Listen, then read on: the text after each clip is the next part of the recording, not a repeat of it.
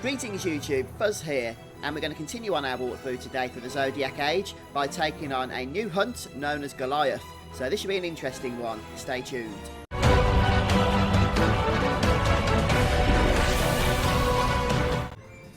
Okay, so you're going to want to head over to the Nalbina Fortress, so just use the teleport crystal to make your way, and the hunt we're going to be undertaking here is number 24 in my log, which is called the Creature Collector. And that's where the petitioner hangs out. An NPC by the name of Barong, if I'm not mistaken. So we'll head over there first. And we're going to be heading into a new dungeon for the first time in this episode. But this will be a good introduction to the dungeon. Even though we won't be exploring it, you'll find out where it is and whatnot. So we're looking for Barong. Let's just slow down and touch. There he is, look, hiding right down there. But we can still speak to Barong from here. Yeah, it's rude to have you back to us.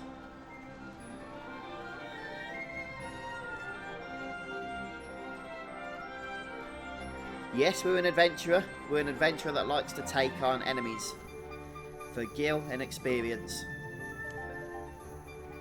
So Barong here is a writer of bestiaries.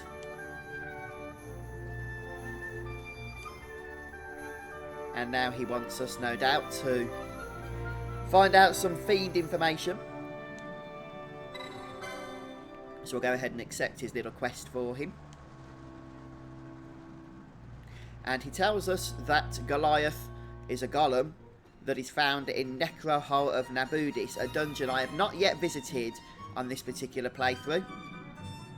Hence the reason why I'm picking up this quest, because in the last episode we did a lengthy side quest called the 3 Medallions, and basically that's going to lead us into this dungeon in order to continue on with that particular quest. But we're not doing that this episode, but I did want to do this first so that we could get an idea about what this dungeon is all, well, about really.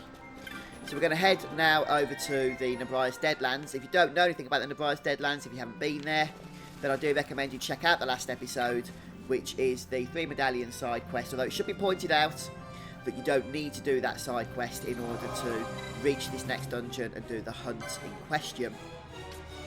So we're going to teleport straight there, and I highly recommend that you have the float magic as well for this next dungeon. And if you don't have float and you want to know where to find it, it's in the Tachita Uplands, and I've just done a quick video which should be out by this point in the playlist where I show you exactly where float is located. It takes about 2 minutes, so check that out if you need it. As a matter of fact, I'm going to quickly set up a gambit here on Bash,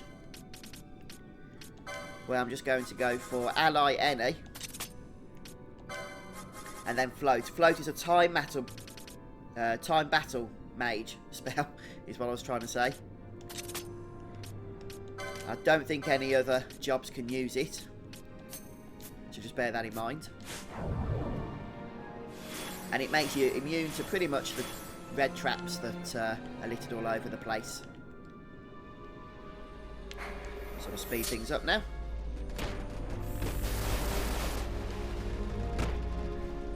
And just make our way across into the next area. Oh look, a red trap that does nothing. See? The joys of float. Trust me, in this next dungeon it's very useful.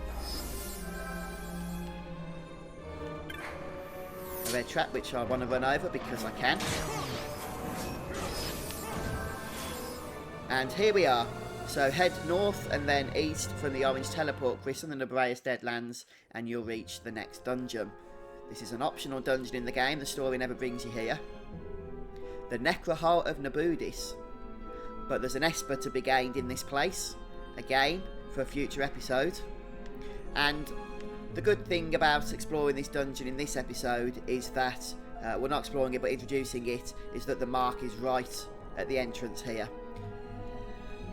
Which means we can just do the hunt quest and then save the whole exploration for another episode. So we want to get rid of this dispel first of all. So let's see why Ash isn't dispelling. She's got the wrong status selected. We want to select protect. And something else we can do actually while we're with Ash is test out our new accessory.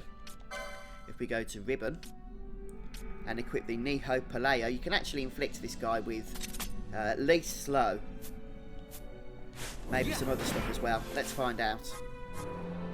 We'll go to Ash, select items, go to Remedy. This accessory we've equipped basically turns all of the healing and restorative items in the game into their opposite effects. So Remedy from Ash, who has rank 1, 2 and 3 Remedy lore, will basically inflict the foe with pretty much all of the status ailments in the game that they are susceptible to, and it even works on bosses.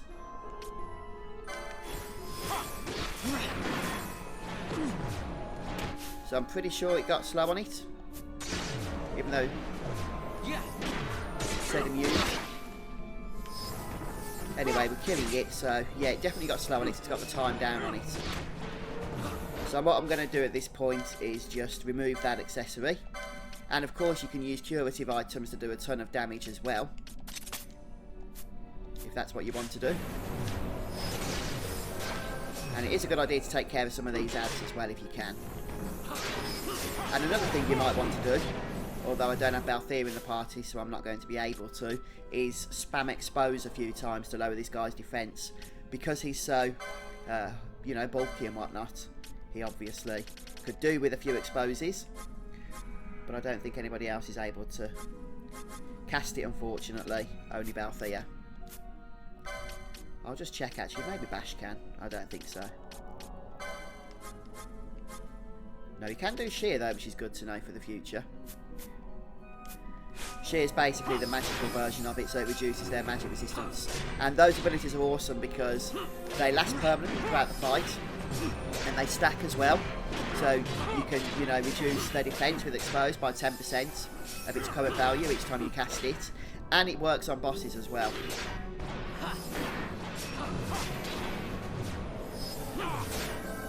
As you can see, it likes to hit us with some nasty stuff. This guy, by the way, just to give you his stats, has 224,000 health. He's level 47 or 48. And he has some nasty negative status ailments he likes to throw at you, in particular Disable. So make sure you have the Ribbon equipped, or if you don't have Ribbon, then at least have Black Belt equipped.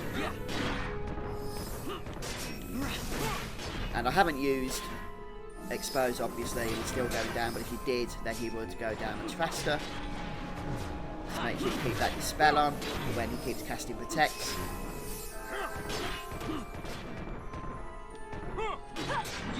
And that's pretty much it for this fight, in all honesty. Stay on top of the healing because he does hurt, and if you need to, you can cast Decoy on your party leader. Decoy and regen with a bubble belt would go down well, but I haven't really felt the need to myself, but it's an option if you do. And there we have it. Goliath has been vanquished and another hunt can be ticked off the list. Well, once we've returned to the petitioner, of course, and told them the good news. Ah, look, a trap. I just want to run over it because I can. See what I mean about this dungeon? You definitely want float, because not only do these traps you know, lit all over the place, but they're deadly as well. They just obliterate your party. Right, I'm going to head back to the petitioner. Right, here we are, back in now being a fortress. And we're going to see what our reward is now from Barong. Assuming he's going to give us one, of course. Could be stingy. Yes, we've slain Goliath.